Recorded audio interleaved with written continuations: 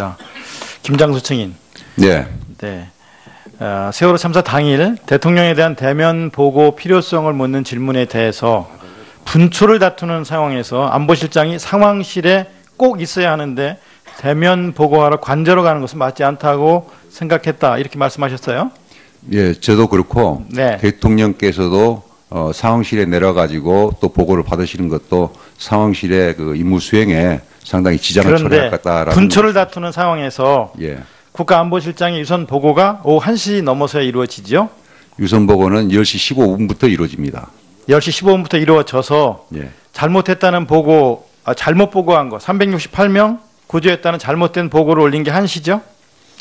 잘못된 보고 그러니까 1시 16분? 190명을 구했다는 것은 좀 전에 말씀하신 거 1시 16분입니까? 잘못된 보고했다 하는 것은 14시 50분에 제가 보고를 드립니다. 아니요. 정정 보고를 한 것이 14시 50분이고요. 예, 대통령한테 질책받은 게 14시 57분이잖아요. 그렇습니다. 그 전에 잘못 보고한 걸 지금 묻는 건데요. 13시 13분에 제가 보고를 드립니다. 한번 화면 한번 보세요.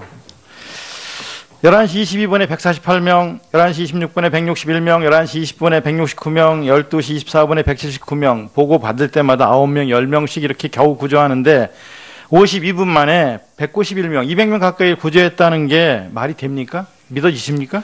상황 관리, 상황 파악을 제대로 했다면 이렇게 잘못 보고할 수가 있습니까? 그래서 해경청 상황실로부터 그러니까 전체적으로 안보실장이 상황 관리, 상황 파악을 제대로 하지 못했다는 반증이라고 저는 보는 거예요. 예, 결국 그렇게 됐습니다. 그렇게 됐죠? 예. 그리고 나서 2시 20분에 정정보고 했고, 예. 그리고 2시 57분에 질책하는 전화를 받았어요. 예. 그렇죠? 예. 그리고 조금 전에 유리를 깨서라도 구하라는 말, 그거 정확히 기억나지 않는다. 다시 번복했죠?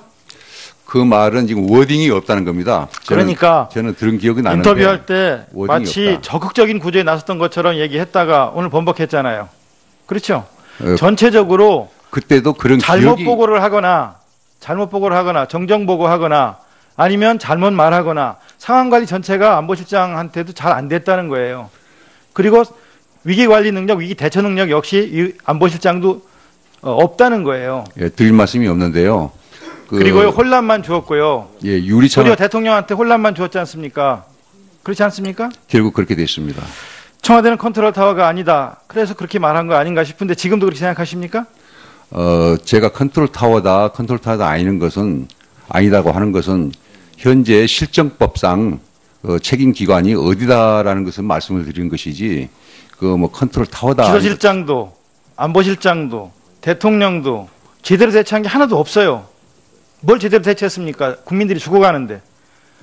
아이들이 저렇게 많은 아이들 250명의 아이들이 죽어가고 304명의 국민들이 죽어가는데 뭐 한 게 뭐가 있어요? 정말 위로 보고를 했는데 예. 그럼 대통령이 지시한 게 있었습니까?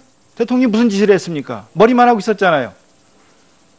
아이들이 죽어가는데 머리만 하고 있는 대통령을 쫓아가서 이러시면 안 된다고 빨리 무슨 대처를 하기 위해서 나오셔야 한다. 회의를 해야 한다. 왜 달려가지 않았습니까? 송구하게 생각하고요. 누가 달려갔습니까? 비서실장이 달려갔습니까? 안보실장이 달려갔습니까? 메르켈 총리 2015년 7월에 젖은 머리 그냥 막 머리가 다 마르지 않은 채 달려가는 사진 혹시 보신 적 있습니까? 누구나 그렇지 않습니까? 어느 나라 대통령이든 총리든 위급한 상황이 오면 위급하게 대처하지 않습니까? 뭘 했습니까? 머리를 하고 있었다는 게 만약에 사실이라면 그런 대목에서 국민들이 분노하는 거예요. 분노가 폭발하는 지점이 바로 그런 거예요. 어떻게 이렇게 아이들이 죽어가는데 머리를 하고 있을 수 있습니까? 그리고 왜 안보실장, 비서실장 왜 달려가지 않습니까? 뭘 했습니까? 연민이 있습니까? 국민들에 대한, 죽어가는 국민들에 대한 사랑이 있습니까? 아니면 능력이 있습니까? 뭐 철학이 있습니까? 뭐가 있습니까? 아무것도 없잖아요. 보여준 게 없잖아요. 그래서 국민들이 분노하는 거예요. 그래서 저런 대통령, 우리 대통령 아니라고 그러는 거예요. 대통령 자격이 없는 거예요. 마찬가지로 안보실장, 비서실장 다 자격이 없는 거예요. 뭘 했습니까 도대체? 할 말이 있습니까? 드릴 말씀 없습니다. 세월호 유가족들, 가족을 잃은 나머지 유가족들에게 정말 진심으로 사과한 적이 있으십니까? 항상 죄 지은 마음으로 다니고 있습니다. 예, 존경하는 도정환 의원님 수고하셨습니다. 다음은 더불어민주당 손혜원 의원님 신문하십시오. 네, 마포을의 손혜원입니다. 오병희 원장님께 질문하겠습니다.